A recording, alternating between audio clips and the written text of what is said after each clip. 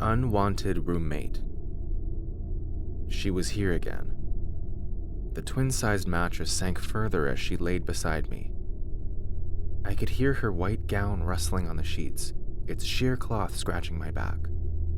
Whimpering, I squeezed myself into a small ball. The faint light from the Himalayan salt lamp gave the dark room an eerie ambiance. Its orange glow contorted the furniture's shadows into distorted figures, and the sound of classical music, which should have been calming, turned unsettling, even discordant. "Psst," she hissed. I held my breath, but I couldn't stop my body from shaking. My tears spilled as I shut my eyes more tightly. I was desperate to escape from her, but I couldn't even move my legs. I was paralyzed with fear. Minutes passed and the woman still laid next to me, unmoving. I was also still underneath the thick Sailor Moon-themed blanket, facing the wall. I could feel her intense gaze as goosebumps rose over my body. My tears also fell freely. I prayed so hard for the sun to come.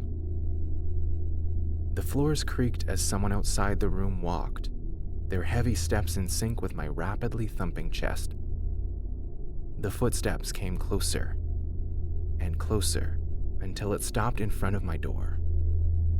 And at that point, I was ready to pass out from fear. The person outside knocked on my door, but I couldn't say anything. The being beside me held me hostage. Unsatisfied, the person began twisting the doorknob.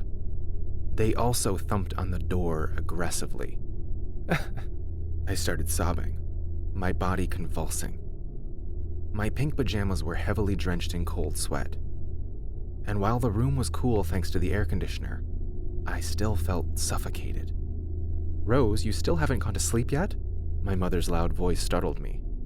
"It's already way past 3 a.m., she yelled. Mom continued to lecture me while thumping the door. Despite her sermon, I sighed in relief. God exists.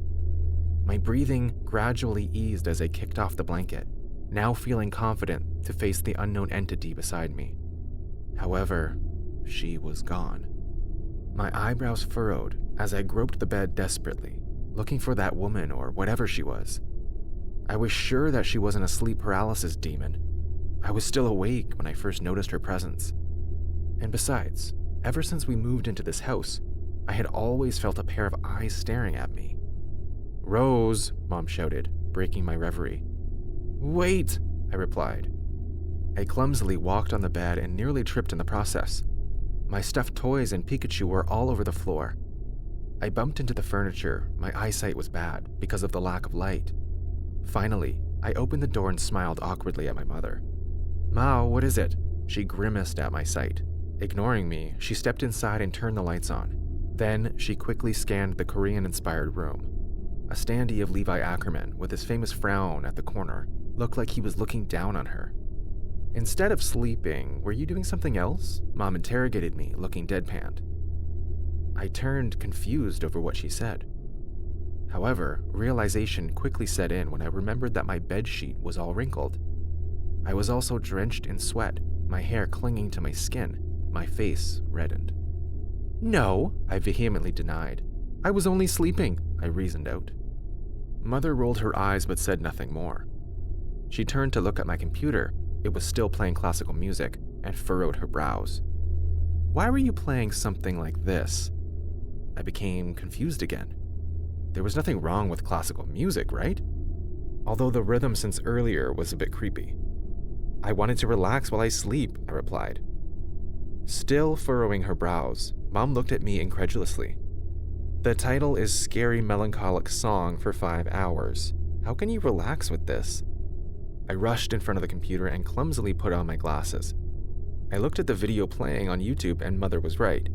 It wasn't classical music. I shook my head incredulously. "But I was sure that I searched for classical music." Perplexed, I clicked on another tab. I looked at my browser history, but there wasn't any data for classical music.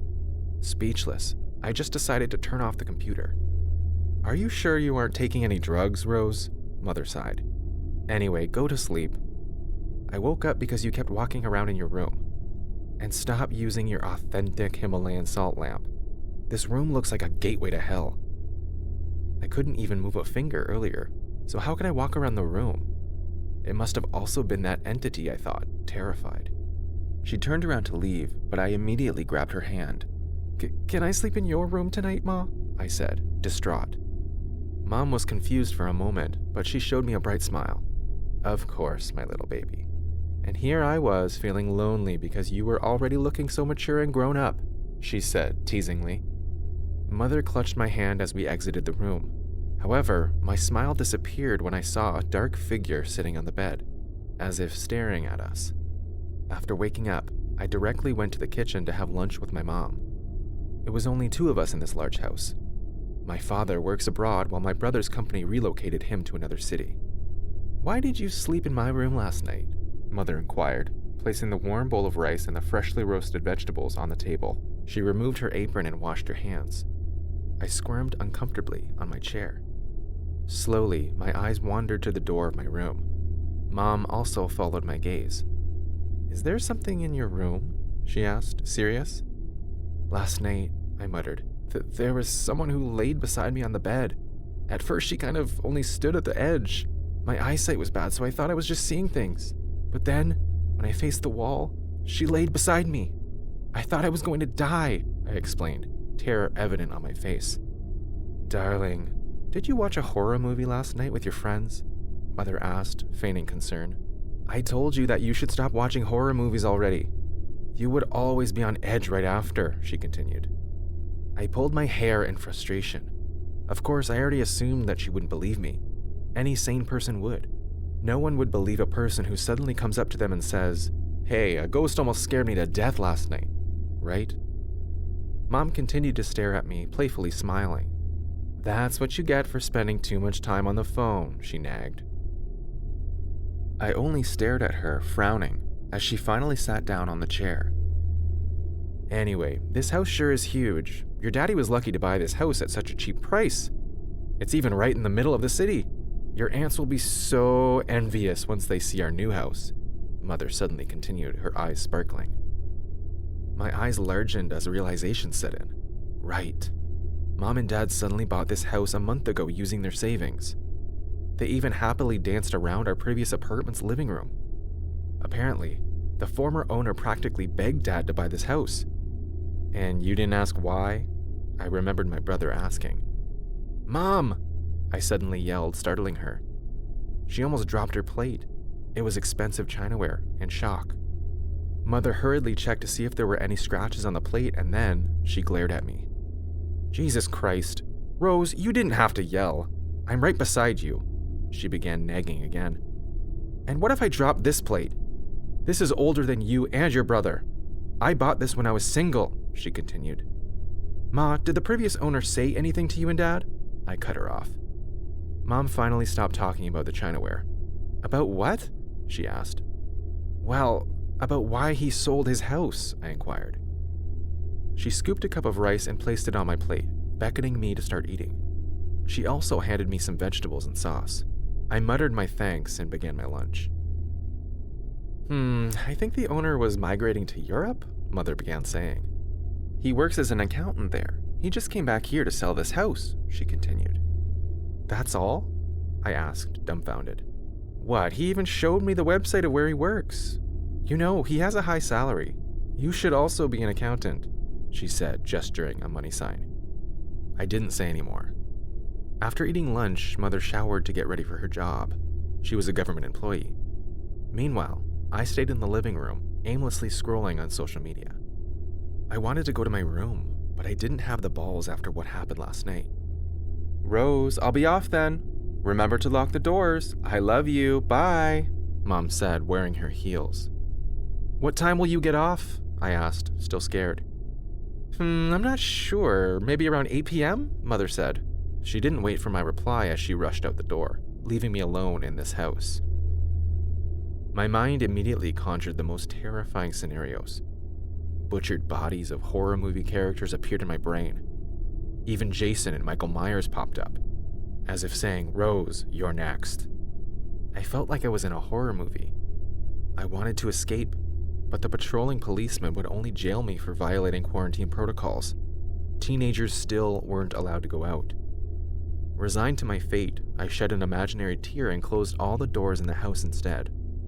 I also turned on all the lights and put the television on its highest volume.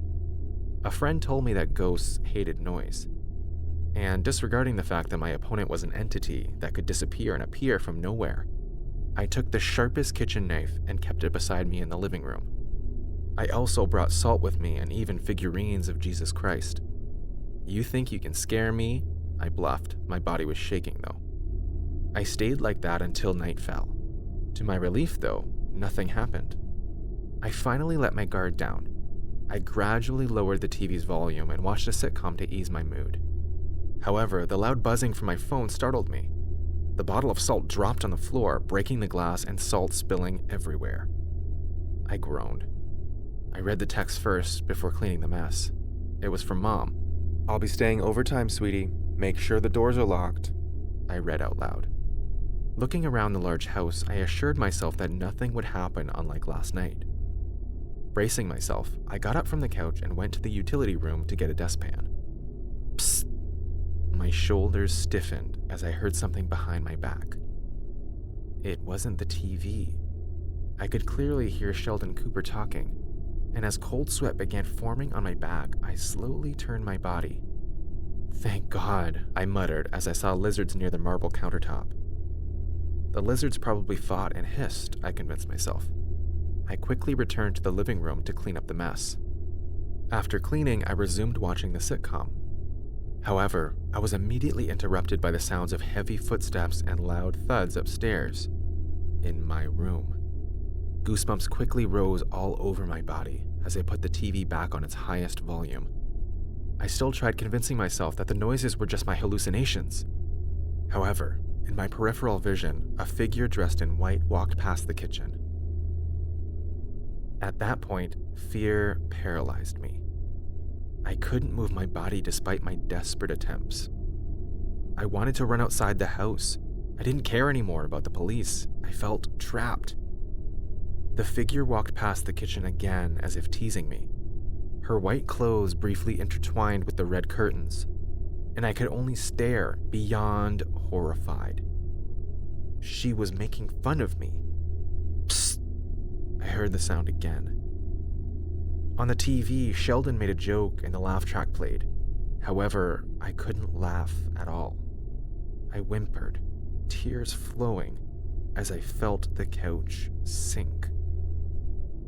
She was beside me again.